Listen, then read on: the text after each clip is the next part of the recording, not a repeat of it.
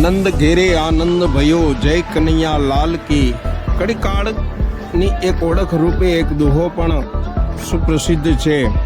કે હરિ પોઈઢા જે ઉદરમાં એ જનની જ્યાં કેદ હશે, અરે એ જ વિચાર અકળાવી મૂકે કે બીજી રૈયતના શું હાલ હશે. એટલે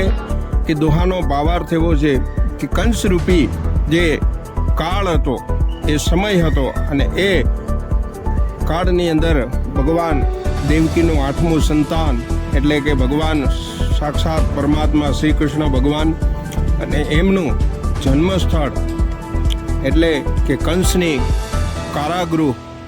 કાળી કોટડી અને જેલની અંદર જ્યાં જેમનો જન્મ થયો હતો ભગવાન શ્રી કૃષ્ણનો, એ જ સ્થળની યાદી અને પ્રતીતિ કરાવતું મોરબી સબ જેલ ખાતે કૃષ્ણ જન્મોત્સવ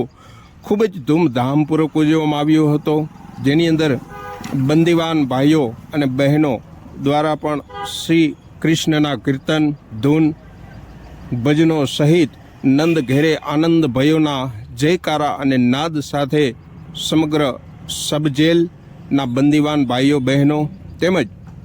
આયોજનના કરતા એટલે કે મોરબી સબજેલ સુબેદાર, સબજેલર